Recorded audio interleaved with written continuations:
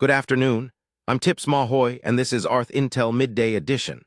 Coming up, water system hacks hit 7 states this week as Trump shoots down Iran theory. Body of famed international climber Nirmal Purja and 3 more found after Pakistan avalanche. Idaho fast food restaurant shooting leaves 3 dead and 7 injured, city spokesman says. That, plus a check of the weather across the country. The FBI and EPA say cyber attacks degraded municipal water operations in at least 7 states this week, though officials declined to name them.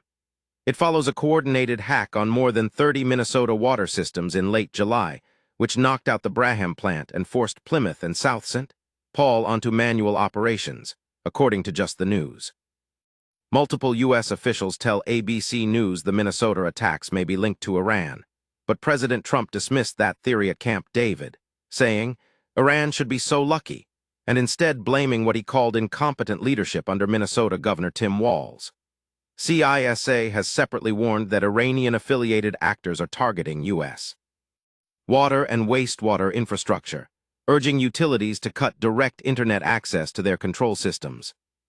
The remains of renowned climber Nirmal Purja and 3 other members of his expedition have been found on Broad Peak in Pakistan, after a 10-member international team was swept away by an avalanche.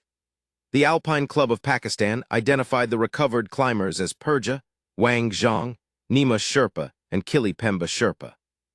3 other bodies were recovered Friday, but harsh weather has grounded helicopters, and rescue teams resumed searching Sunday for 2 climbers still missing, including Pakistani guide Sohail Sakai. Purja, a Nepal-born former British Army soldier, was famous for climbing the world's 14 highest peaks in a record 189 days in 2019. A feat later featured in a Netflix documentary.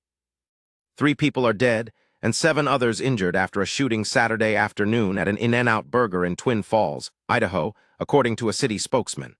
Police say they found the body of a suspected gunman near the restaurant, though it's unclear if he's included in the death toll. Twin Falls Police Chief Matthew Hicks said investigators are still working to determine the shooter's identity and motive, but believe the threat to the community is over. Witnesses described chaotic scenes, with employees and customers fleeing the restaurant, which had only opened about a week earlier as part of In-N-Out's expansion into Idaho.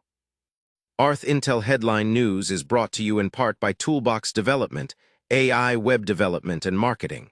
Learn more at toolboxdevelopment.net. We'll be right back. Ohio Senator Bernie Moreno is publicly calling for his former son-in-law, Congressman Max Miller, to step aside, saying Miller fails basic standards of character to hold office. Moreno's comments come amid allegations from his daughter, Emily Moreno, that Miller physically abused her during their marriage, including claims he threw scalding water on her, shoved her, and once held a gun to her head. Miller has denied all the allegations, calling the water incident horseplay, and released court documents, texts and recordings Sunday that he says support his account, vowing to stay in the race for Ohio's 7th district. A new poll reviewed by NOTUS shows Miller trailing Democratic opponent Brian Poindexter 39% to 44%, with his favorability underwater as the dispute plays out publicly. Louisiana's Attorney General Liz Murrill says her office will investigate Dr. Anthony Fauci to determine whether he committed any offenses under state law, joining similar investigations already underway in Alabama and Florida. The move comes days after Fauci invoked his Fifth Amendment right more than 100 times during a Senate hearing led by Senator Rand Paul on the COVID-19 pandemic response and origins. Murrill says newly released personal diary entries and work records contradict Fauci's earlier deposition claims that he could not recall key details of his own actions, posting on social media, "Fauci lied." The state efforts are moving forward despite a preemptive federal pardon issued by former President Biden, which does not shield individuals from state criminal or civil action. The Democratic establishment could lose ground in Michigan Tuesday as anti-establishment challengers backed by Bernie Sanders and Rep. Rashida Tlaib take on party-endorsed candidates in 2 key primaries. In the Senate race, Rep. Haley Stevens, endorsed by Gov. Gretchen Whitmer and other party leaders, trails progressive Abdul El-Sayed by 15 points, according to an Emerson College polling WLNS WOOD-TV survey released Thursday. Stevens has also faced scrutiny over donor ties to the pro-Israel lobby AIPAC, the Detroit News reported. Meanwhile, in Michigan's 13th district, Incumbent Rep. Shri Thandar faces a challenge from State Rep. Donovan McKinney, who has secured endorsements from Sanders, T-Labe, and members of the Congressional Black Caucus, who broke with House Minority Leader Hakeem Jeffries to back him. Sen. Bernie Moreno of Ohio has broken his silence on allegations that his daughter was physically abused by her ex-husband, Republican Rep. Max Miller, calling Miller a danger to my daughter. According to Moreno, the allegations include beating his daughter, throwing boiling water on her, and breaking his 2-year-old granddaughter's collarbone. Miller has denied the claims, telling Moreno on social media, "You know this isn't true," and calling the matter all political. No criminal charges have been filed, but Moreno's daughter, Emily Moreno, has filed a restraining order alleging Miller physically grabbed one of her attorneys, according to the Washington Post. ArthIntel Headline News is brought to you in part by Toolbox Development, AI web development and marketing. Learn more at toolboxdevelopment.net. We'll be right back. Japan's Ministry of Finance says it has a broad range of tools to address market liquidity needs, including access to the U.S. Federal Reserve's repurchase facility for temporary dollar liquidity.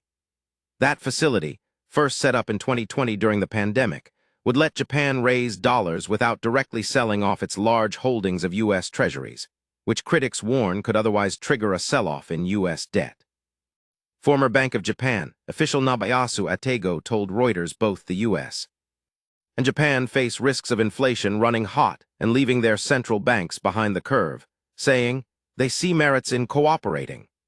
Separately, Japan's economy minister Minoru Kiichi said the government will step up communication with markets, stressing it's very important to maintain market trust in Japan's fiscal sustainability.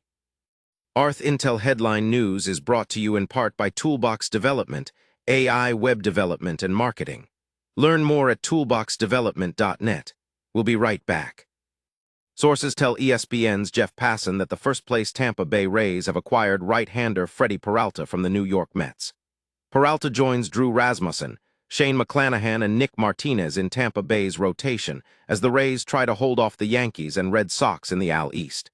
In return, the Mets receive 3 prospects: outfielder Aiden Smith, infielder Emilian Pitter, and right-hander Gary Gilhill.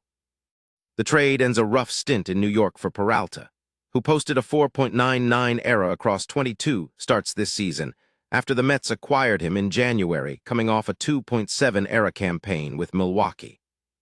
The Los Angeles Sparks have traded 5-time All-Star and 2-time WNBA champion Kelsey Plum to the Phoenix Mercury, according to ESPN, in just the 4th midseason All-Star trade in league history.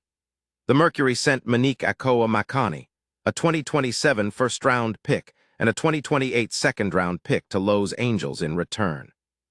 Plum has played just 12 games this season due to injury, but was averaging a career-high 23.9 points and 6.4 assists through June. Both teams currently sit outside the playoff picture, with the Sparks at 10-17 and the Mercury at 11-19. ArthIntel Headline News is brought to you in part by Toolbox Development, AI web development and marketing. Learn more at toolboxdevelopment.net. We'll be right back. And finally, here's a look at temperatures across the country right now. It's hottest in Phoenix at 110 degrees, while Seattle is the coolest spot on the board this afternoon at 63. That's ArthIntel Midday Edition for now, 10 stories, coast to coast. I'm Tips Mahoy for ArthIntel, signal over noise. Cut through the noise, visit arthintel.com for the full story, and hit subscribe and the bell icon to stay notified.